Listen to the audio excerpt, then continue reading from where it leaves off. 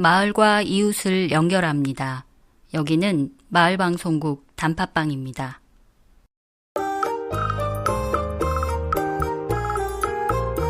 코다리 코다리 100번가 코다리 어디 있냐고?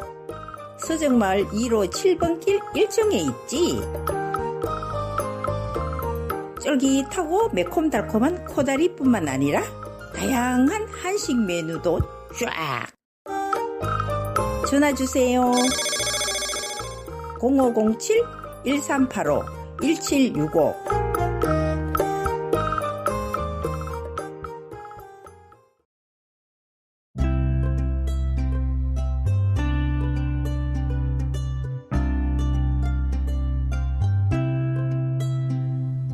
쌀쌀한 날씨가 나날이 이어지고 있는 12월입니다. 다들 건강하게 잘 지내고 계신가요? 안녕하세요. 빨간 사과 홍옥입니다.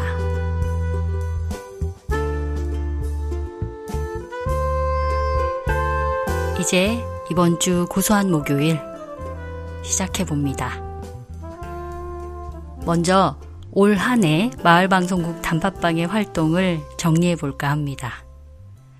단팥빵 상반기에 현직 성우분께 낭독 수업을 받고 복주관 로비에서 저희가 낭독회를 개최했었습니다. 정해진 분량을 반복해서 읽으면서 코칭을 받은 경험은 팟캐스트를 하는데 도움이 많이 되었습니다.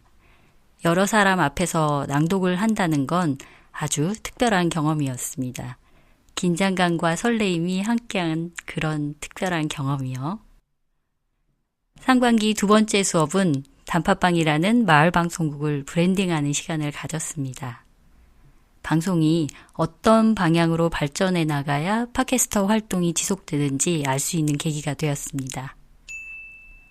그 다음은 고양시 영상미디어센터의 지원으로 99.9MHz OBS 라디오 방송에 단팥빵에서 2개의 컨텐츠가 송출되었습니다. 마을 방송만 하다가 공중파 라디오에 우리가 만든 콘텐츠가 방송된다는 게 정말 기쁘고 뿌듯해지는 순간들이었습니다. 네 번째 행사는 3년째 이어가는 미디어 아카데미 개최입니다. 올해는 학생이 아닌 성인을 대상으로 아카데미가 열렸는데요. 참여자들의 긍정적인 피드백을 받았습니다. 하반기에는 2번의 교육이 진행됐습니다. 올해 송출했던 컨텐츠에 대한 점검을 해보는 시간이었는데요. 팀원 각각의 컨텐츠에 대해서 객관적인 조언을 들을 수 있는 시간이었습니다. 하반기 두 번째 교육은 생성형 AI 교육을 통해서 챗 GPT와 여러 가지 생성형 AI를 익혀보았는데요.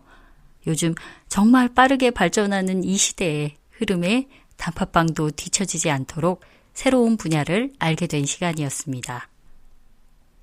그리고 마지막 12월 3일 화요일에는 단팥빵의 올 한 해를 정리하는 시간을 가졌는데요. 6년 이상 활동한 팀원에게 공로상을, 단팥빵 컨텐츠 중에 가장 조회수가 높은 컨텐츠의 베스트 컨텐츠상을, 그리고 성실히 출석한 팀원들은 푸짐한 선물을 받았습니다. 이 시간을 빌어 김은주 복지사의 배려에 감사함을 전합니다. 마을방송국 단팥빵의 방송 컨텐츠는 덕양행신 종합사회복지관의 지원과 김은주 복지사의 도움, 그리고 단팥빵 팀원들의 참여로 만들어지고 있습니다. 내년에는 올해 합류하게 된 신입 단팥빵 팀원들과 함께 더 즐겁고 의미 있는 시간을 가져보려고 합니다. 많이 기대해 주시고 응원해 주세요.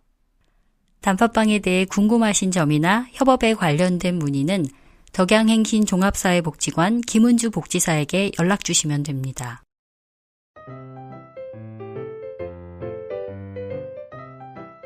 다음은 고양시 주민들에게 아주 기쁜 소식을 들려드립니다. 혹시 고양시에 멸종 위기종 1급인 수달이 살고 있다는 소식을 들으셨나요? 아직 이 소식을 모르는 분들이 많은 것 같아서 오늘 여러분께 전해드리려고 합니다. 먼저 이 뉴스는 고양신문 박경만 전문기자의 2024년 3월 14일자 기사에서 내용을 발췌했음을 알려드립니다. 창릉천에서 멸종위기종 수달이 살고 있다는 사실은 지난해 말 고양 시민 생태조사를 통해 처음으로 확인이 됐는데요. 작년 10월 말 덕양구 행신동에 사는 한국야생동물생태연구소장 이상규 강사가 창릉천에서 강아지와 산책하다가 한강 합수구 인근에서 수달의 배설물을 발견하고 조사를 시작하게 되었대요. 수달이 좋아할 만한 장소에 여러 대의 카메라를 설치하고 한 달에 2번씩 8km 구간을 오가면서 현장의 흔적을 조사해서 2마리의 수달을 촬영했다고 합니다. 수달은 주로 하천을 따라 생활하는데 한 마리가 차지하는 영역이 10km 안팎인 것으로 활동한다고 알려져 있습니다. 수달의 특성을 감안하면 창릉천에는 한두 마리가 살기에 적합한 것으로 판단된다고 합니다. 멸종 1급 포유류인 수달이 찾아온 건 정말 반가운 일이지만 수달이 계속 창릉천에 머물 수 있도록 창릉천을 정비할 때 꼭 보호지역을 만들어야 한다고 합니다. 수달이 사라지지 않도록 고양시에 섬세한 관심이 필요한 것 같습니다.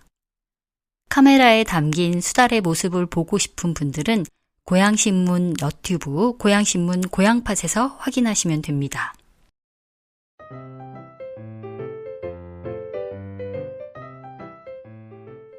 다음 소식입니다. 고양시립 한매도서관에서 소설가와 함께 한강의 작품 함께 읽기 행사가 열립니다. 12월 16일 월요일에는 내 여자의 열매, 12월 23일에는 채식주의자가 선정되었습니다. 진행은 최정화 소설가와 함께 한강 작가의 작품에 대해 깊이 이야기를 나누어 보는 시간입니다. 미리 진행하는 도서를 꼭 읽고 참여하셔야 한다고 합니다. 장소는 한매도서관 2층 교양교실입니다. 신청은 고양시 도서관센터 홈페이지에서 하실 수 있습니다. 다음은 경기도 난임부부 시술비 지원 소식입니다. 올해 11월 1일부터 난임부부당 25회에서 출생아당 25회로 확대되었다고 합니다. 기존에 첫 아이를 가지기 위해 최대 지원 횟수 25회를 지원받으셨더라도 둘째와 셋째를 계획하신다면 각각 새롭게 25회씩 지원을 받을 수 있는 거죠. 또한 올해 11월부터는 난임 시술 중에 의료적 이유나 비자발적 이유로 시술을 중단하게 될 경우에도 최대 110만 원까지 의료비 지원을 받을 수 있다고 합니다. 상담과 신청은 여성분의 주소지 기준 관할 보건소에서 하시면 됩니다.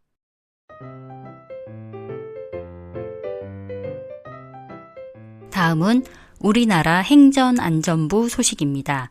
부모님이 계신 곳과 지역을 달리 살고 계신 분들을 위한 안전디딤돌 앱에 관한 이야기입니다. 안전디딤돌 앱을 설치하고 부모님이 살고 계신 지역으로 수신 설정을 하면은 재난 문자를 받을 수 있어서 이 알림을 보고 부모님께 자녀분들이 연락을 드릴 수 있다는 건데요. 생각해 보니까 저도 시아버님이 지방에 계셔서 가끔 안부 문자를 드리지만 날씨에 맞춰서 전화를 드린다는 게 사실 쉽지가 않아요. 그래서 이 앱이 조금 도움이 되겠다는 생각이 들어서 소개해 드리게 됐습니다. 재난 문자를 통해서 위험 상황 인지가 쉽지 않은 노년층을 보호하기 위해 만들어졌고요. 출장이나 외출 중에 혹은 타지에 거주하는 부모님 혹은 자녀, 친인척의 안전에 도움이 된다고 합니다. 그래서 저도 안전 디딤돌 앱을 한번 제 휴대폰에 설치해 봤습니다. 앱에서 재난 문자, 안전 문자, 날씨까지 지역을 설정할 수 있고 긴급 신고까지 할 수 있도록 연결이 되어 있습니다. 그래서 저는 시아버님과 제 여동생이 사는 지역으로 설정을 해놓고 있습니다. 어르신들의 안전 문제에 대해서 제 경우를 들어 조금 말씀드려 본다면 올해 시어머님이 돌아가시고 시아버님이 계신 집에 남편이 거실과 현관을 비추는 홈캠을 설치했어요. 카메라를 설치하니 아버님의 불안했던 마음이 조금은 덜해지신 것 같아요. 남편이랑 저도 수시로 홈캠을 들어가서 보니까 저희 마음도 훨씬 편해지더라고요. 추운 날 옷을 얇게 입고 외출하는 모습이 보이면 옷을 좀 더 챙겨 입으시라고 전화를 드리기도 합니다. 그리고 소파에 앉아서 멍하니 계실 때가 있어요. 그럴 때 보면 마음이 좀 짠해서 전화를 드리기도 합니다. 지금 이런 얘기들을 하니까 제가 엄청 부모님께 잘하는 사람 같은데 그건 아니라는 겁니다. 우리가 하루하루 바쁘게 살다 보면 부모님을 잊어버리고 생활할 때가 참 많아요. 그래서 물리적으로라도 가족을 이렇게 상기시키면서 살아라 해서 이런 제도들이 만들어지는 거 아닐까 하는 생각도 듭니다. 사실 안전문자 앱에서 들리는 알람 소리는 너무 부담스럽고 홈캠은 움직임이 있을 때마다 알람이 옵니다. 그래서 저는 이미 홈캠 알람을 꺼놨습니다.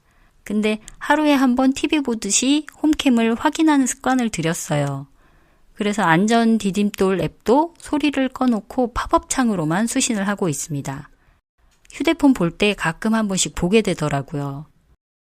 결론은 자발적으로 부모님이나 가족을 챙기는 게 어려우니까 물리적 시스템을 만들어서 연락을 좀 더 자주 하게 되니까 그것도 좋은 방법이 아닐까 싶더라고요. 알람 소리 크기도 조절이 되고 진동으로 설정이 되니까 한번 사용해 보셔도 좋겠습니다.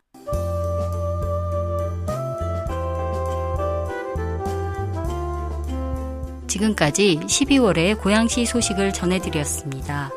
몸도 마음도 안전한 연말 되시기 바랍니다. 감사합니다.